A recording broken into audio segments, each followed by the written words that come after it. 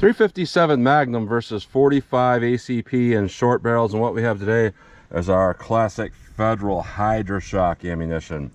Our 357 Magnum is a 158 grain jacketed hollow point rated at 1240 feet per second.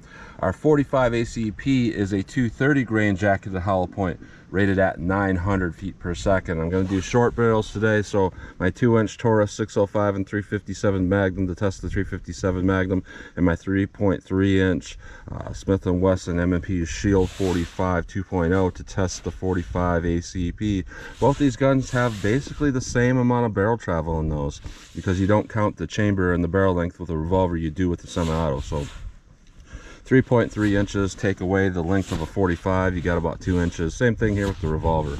So we're going to go through the chronograph, see what kind of velocity and accuracy we get at the same time. Then I'm going to do my 10% clear ballistic gel test. So I want to make a mention here before we go along here, because of the hundreds of comments like this, I have to mention this every time there's snow on the ground, that these blocks are synthetic. Temperature doesn't affect them much, and I do store them inside, so they remain the inside temperature of my house for like a long time when they're out there. And I just put these out here, so the fact that there's a temperature difference out here isn't really going to change anything. I normally wouldn't mention that, but I've got hundreds of comments about that over the years. So we're going to do our plain clear ballistics shot into plain clear ballistics. That'll give us our best potential to get hollow point expansion and penetration and all of that. Then I'm going to move on to doing more of a real world simulation, where I'm going to have 4 layers of sweatshirt material on this first 3-inch piece that represents hitting a pectoral muscle, followed by a 1/4-inch medium density fiberboard that represents hitting ribs or sternum, 16 more inches of clear ballistics, then another 1/4-inch MDF at the back to represent hitting back ribs. Clear ballistics is roughly a half representation of the density of flesh, so 3 inches is more like 1.5 inches in real flesh, and this 16 inches is more like 8 inches. So what I'm looking to do is keep these bullets within this first block here without passing through. If they pass through the back rib simulation, that's when it gets questionable if they're going to over penetrate or not. So we'll do a plain clear ballistic shot, then a real world simulation shot, and then I will shoot at the steel target to see what kind of practical accuracy and shootability I get with these. So let's get started with this test. All right, first up we have our 357 Magnum. I'm going to run this single action just because it is 7 degrees today with the wind chill, and I'm wearing gloves, so I want to make sure that I make these shots over the chronograph without pulling them. It's easier to do that in single action. So this is rated at 1240 feet per second through a 4-inch barrel, I believe. Let's see if we get in our little 2-inch barrel here. $11.26. 11:01, 11:21, 10:85, 10:95. So you can see I'm kind of all over the target there with that, and quite a bit of recoil there, to be honest. A lot more than typical, but that is a full power 357 through a 2-inch barrel, so can't expect much different than that. Next up we have our 230 grain 45 ACP Hydra-Shok. This is some old school stuff that has pretty good stopping power on the charts of like 94%. That's your 5-inch barrel. Let's see what I get here, how close I get to 900 feet per second in my little 3.3-inch barrel here.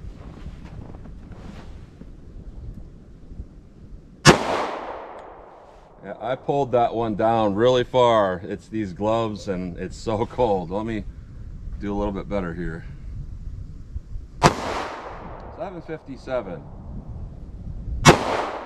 753, 751, 742, 755. That is pretty typical for a 230 grain to be about at that velocity. Once in a while you get some that are quite a bit hotter, like the HST was closer to 800 even, but yeah, that's typically what I get with standard pressure 45 out of this pistol. So let's start our ballistics gel block and see how these compare.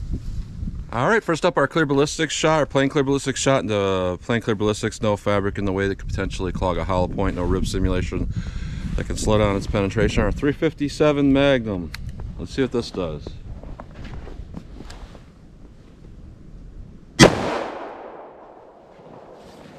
All right. Let's hit that with our 45 ACP. Let's go take a look. Well, I wasn't expecting that. Let me do one more. All right, one more to confirm those results with our 45. So let's see, where can I put this? Had to go right in the middle of those. Take a look now.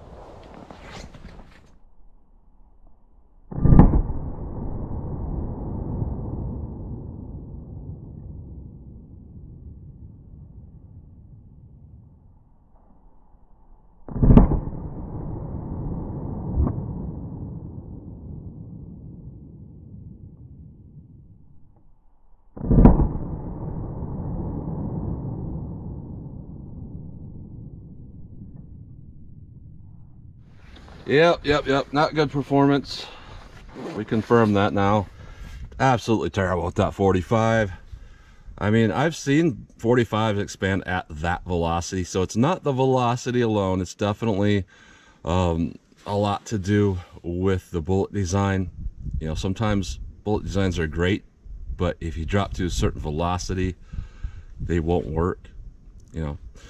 And I've seen bullets expand at as low as like 650, 700 feet per second with certain calibers and certain loads. So it's not velocity alone, it's a mix of velocity and bullet design. And with this, bullet design really comes into play here with 45 ACP. So with our 357 Magnum, we have a penetration. It's hard to see this on camera, but there's a striation mark that goes right to about 18¼ inches. So really good there, really good straight line, deep penetration, expansion, and all of that. Very good performance.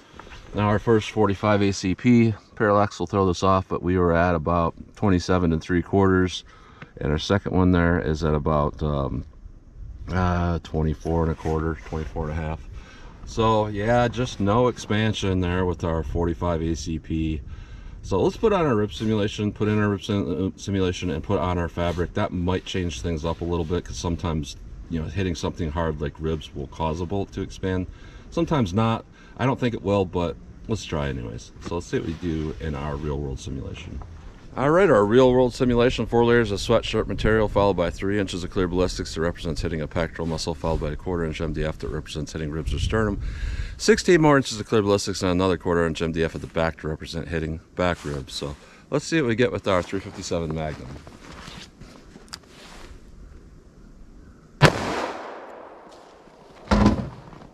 All right. Now, put that with our 45 ACP.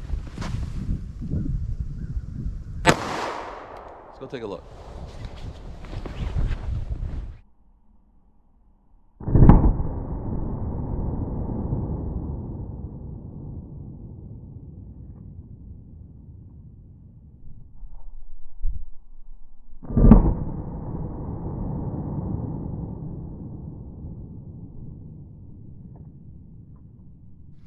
Yeah, not so good performance there. You know, our 357 Magnum, that did actually perfect for a 158 grain. That's generally what they do, is they go a little bit too far.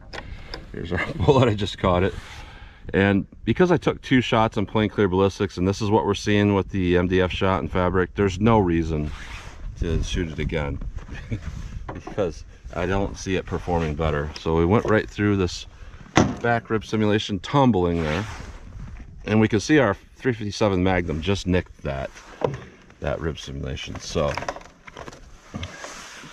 what we got going on here with our 357 Magnum, it went right to our rib simulation. So that is 19 inches of penetration. Very unlikely that would pass through an average size individual. So not bad overall. And I can see where this 45 came through, and that came through at about 20 inches of penetration.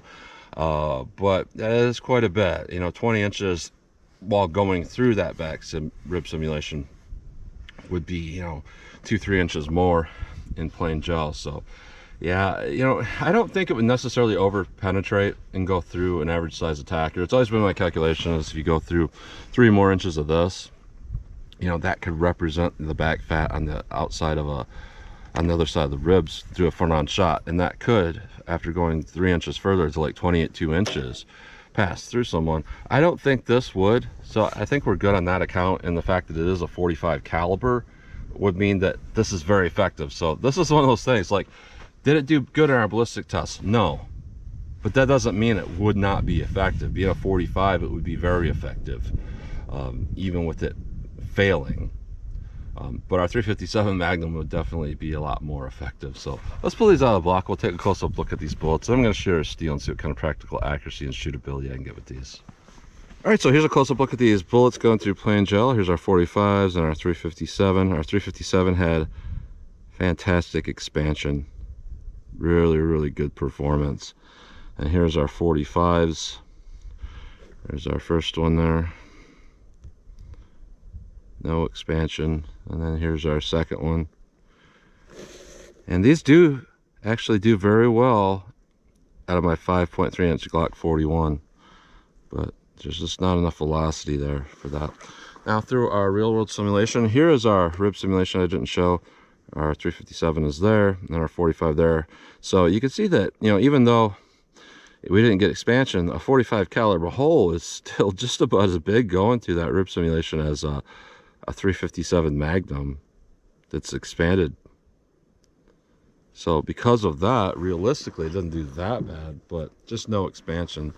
There's our 357 through our real world simulation, and then our 45 ACP. So, you know, our 357 Magnum did get quite a bit smaller because of that rib simulation and fabric. You know, it just limits its ability to expand big, but it's still expanded. As where our 45, you know, it did some weird thing where it bent, so it's kind of getting off kiltered and just going through that rib simulation kind of crooked there, and just not great performance. But overall, I mean, there's not a huge difference between the diameters of this expanded 357 versus this 45 caliber there. So our 357 Magnum definitely did better for its thermal ballistics, but the 45 is a lot easier to shoot. So that's a close-up look at those bullets. All right, 14 yards from the target. I choose 14 yards because it's double of 7 yards. I feel like that makes it more like what it would be like at 7 yards if I had adrenaline going. And being at 14 yards without adrenaline kind of tells me maybe what that would be like at 7 yards for me. Plus, you're supposed to stay 10 yards away from that steel if it's not angled. So let's see what I can do here with our 357 Magnum. I'm just going to get a front sight picture, pop these off as fast as I think I can hit the target. So 357 Magnum.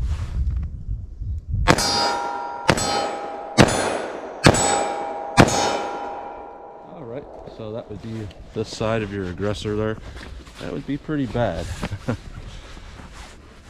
So 45 ACP, got my extended grip here. So this holds a lot more rounds than that revolver. Well, not a lot more, but you know, currently about 3 more. So let's see how this goes.